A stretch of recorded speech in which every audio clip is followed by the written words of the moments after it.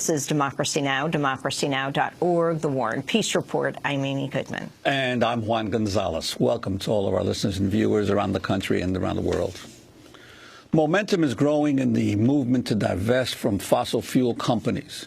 On Thursday, South African Archbishop Desmond Tutu voiced his support for an anti-apartheid-style boycott and divestment campaign against the industry for its role in driving climate change. In an article published in The Guardian, Tutu wrote, "People of conscience need to break their ties with corporations financing the injustice of climate change. We can, for instance, boycott events, sports teams, and media programming sponsored by fossil fuel energy companies." Tutu went on to write, quote, "We can encourage more of our universities and municipalities and cultural institutions to cut their ties to the fossil fuel industry." Last year, Desmond Tutu appeared in a video backing the fossil fuel divestment campaign. The divestment movement played a key role in helping liberate South Africa. The corporations understood the logic of money, even when they weren't swayed by the dictates of morality.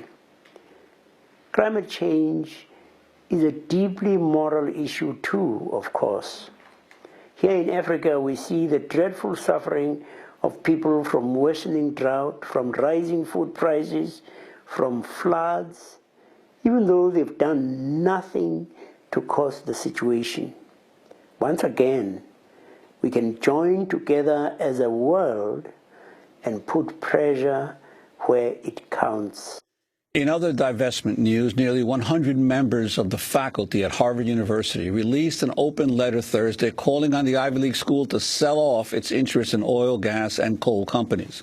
Harvard has the largest university endowment in the country, worth over $32 billion. The Harvard faculty letter was published just 3 days after the university's president, Drew Faust, rejected earlier calls to divest from fossil fuel firms. Instead, Faust announced the school would become a signatory to the United Nations-supported Principles for Responsible Investment. In the letter, the professors write, quote, "If the corporation regards divestment as political, then its continued investment is a similarly political act, one that finances present corporate activities and calculates profit from them. The only way to remain neutral in such circumstances is to bracket ethical principles even while being deeply concerned about consequences. Slavery was once an investment issue, as were apartheid and the harm caused by smoking," the Harvard professors wrote.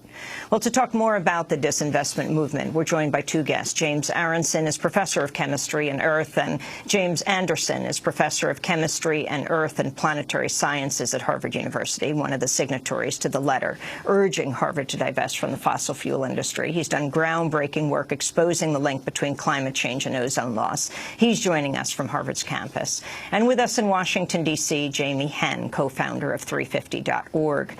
Professor Anderson, why don't you begin? Talk about why you signed this letter and what exactly it says.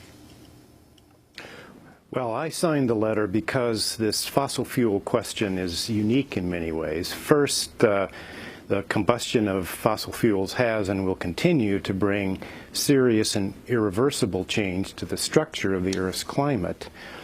And second, the fossil fuel industry has and will continue to provide very significant misinformation about this problem to the general public.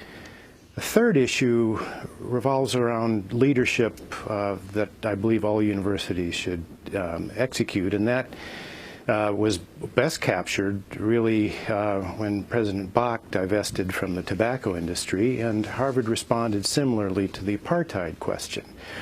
And in the case of climate change and its relation to energy, this is the most serious problem facing this and subsequent generations, and so I believe it's crucially important for universities to step forward and exhibit leadership, because if they don't, who will? The government is now crippled by both misinformation and special interests, and in many regards the business industry should not necessarily be expected, although we would hope they would, to exhibit leadership in this matter. Well, Well, Professor Anderson, could you talk about some of the research that you've done, and especially in terms of the issue of water vapor in the stratosphere and its impact on climate change?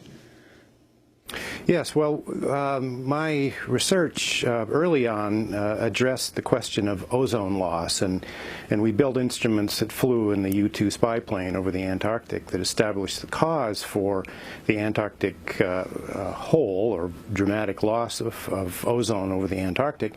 And then similarly, we did research over the Arctic, demonstrating that the same chemistry is occurring over the Arctic, except there was a fundamental difference, and that is that because the Arctic stratosphere is a little warmer than the Antarctic, we discovered that it was not these ice crystals that were executing the key chemical reactions, converting non-reactive chlorine to the free radical form that attacks ozone, but rather simple, ubiquitous water sulfate aerosols. And at the time, and this was 2001, 2002, we saw this as an academically interesting point, that this chemistry was sensitive not just to temperature but to water.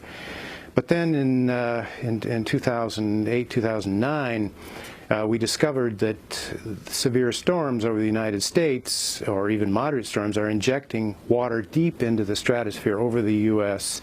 in the summer, and this would instigate exactly the same chemistry that is destroying ozone over the Antarctic and Arctic in the winter, except that this is over the United States and mid-latitudes of the northern hemisphere in the summer. So this is an example, and just one example, of potentially serious ramifications from these irreversible changes to the climate structure. And I would like to emphasize that this question is not the question of global warming. That carries very little imperative with it. It's a question of the timescale for irreversible change, and this link between climate and ozone is one of those examples.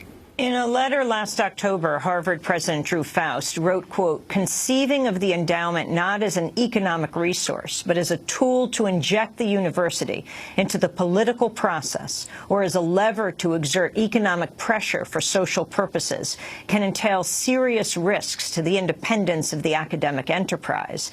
She wrote, "The endowment is a resource, not an instrument to impel social or political change." Your response to that, Professor Anderson? Well, I think there are always entanglements involved in any position for any organization or any structure. And in large measure, the universities have the greatest independence, the greatest opportunity for leadership, and the greatest opportunity for establishing the ethics for future generations. And I think all of those points she makes are certainly valid.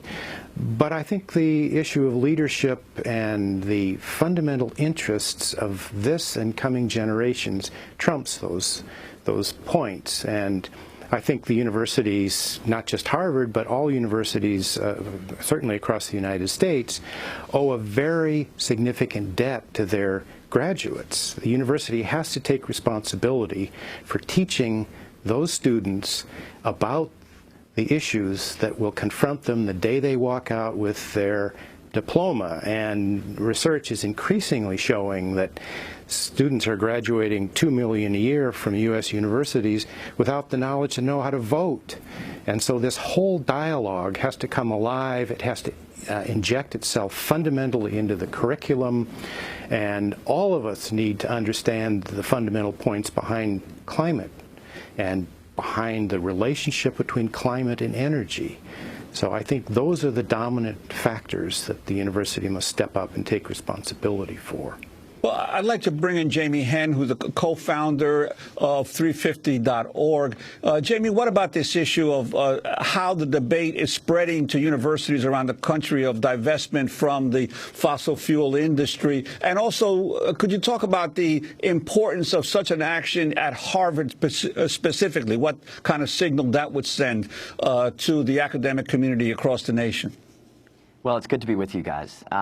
It's been amazing to watch the divestment movement spread over the last 18 months, starting on just a few university campuses here in the U.S. and now having spread to over 500 colleges, universities, cities, states, pension funds, hospitals, you name it, not just here in the U.S. but around the world. We have campaigners hard at work in Australia pressuring banks to stop financing coal, across to Europe and in the U.K. where the Quakers have already divested and big pressure is coming on the Church of England.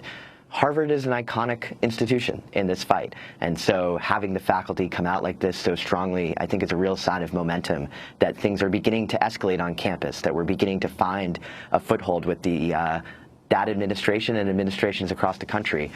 Right now, students at Washington University in St. Louis are doing a sit-in to pressure the campus to cut ties with Peabody Energy, the world's largest coal company. So this debate is really beginning, I think, to make an impact, and having the voices of incredible leaders like Archbishop Desmond Tutu only adds to a sense of momentum as we get into this spring. And Jamie, what are some of the institutions that have already taken this step to divest? Well, there have been 9 colleges across the U.S. that have divested, from east to west, San Francisco State University to small liberal arts institutions on the East Coast. About 20 cities have made a divestment commitment, from San Francisco, Seattle, to smaller towns across the country. Very importantly, a large group of 17 foundations representing about $1.8 billion in assets have already divested. People of faith have really taken up this cause, from all sorts of different denominations taking action. And I believe that this weekend we're going to get another good announcement about a well-known college divesting as well. So things are picking up speed, and we're beginning to see this really make an impact. Professor Anderson, talk about the endowment of Harvard University, its significance, and what would disinvesting from the oil industry look like? Well, I think it's the principle that's behind this, and that is that the issue of climate impact that's engendered by the combustion of fossil fuel, and the opportunity to entirely wean our energy structure off of fossil fuels, because the United States is profoundly endowed with renewable energy, wind, solar thermal, geothermal, hydro, opens a pathway that the students, when they take courses, understand. And of course a case can be made that the entanglement of fossil fuel companies within the endowment structure is a very complicated issue, and nobody's questioning that. In fact, the energy industry is a $6 to $8 trillion a year international enterprise, so it has its roots, its fingers in every single aspect. So, a clean severance is not something that is easy to do. But this is a very important statement on the contribution of universities to the future of this country. And if I teach an introductory course that couples the principles of chemistry and physics to the larger global context of climate, energy consequences, energy technology. And when the students simply see the facts, their immediate question is, well, what can I do about this? And one of the things that they can do about it is to push the university to divest. It's a very important venue for exhibiting what they can do at age 18 and 19. So it's a really important leadership issue, and it's a really important venue through which students can actually begin an activist contribution to their own future and to the country's long-term welfare. And Jamie Henn, is there any sense on your part of the reaction of the fossil fuel industry to the growth of this campaign? To what degree they may be panicked or worried about it? Well, I think it's beginning to have an impact. The American Petroleum Institute last year came out with a study trying to show that universities would be really hard hit endowment-wise if they divested from the oil industry in particular. We had some financial analysts go back and discover that they'd actually just cherry-picked the data from a very short period when the oil industry was doing well, but if you extended that period back, a university actually would have made more money if it had divested a decade ago than if it stayed invested in the oil industry. So this is making an impact. You know, I think the area where it's really beginning to resonate, though, is actually in the financial community. I'm based in New York most of the time, and it's amazing to see how the discussion about divestment, about the threat of a carbon bubble, is beginning to spread on Wall Street. We're hearing this come up at financial conferences with big-time investors. This is a really powerful idea, that we cannot continue to invest in these companies if we're going to address climate change in a serious way, and that, in fact, these companies might be seriously overvalued because they're saying they can burn fossil fuel reserves, which we simply cannot burn if we're going to address climate change.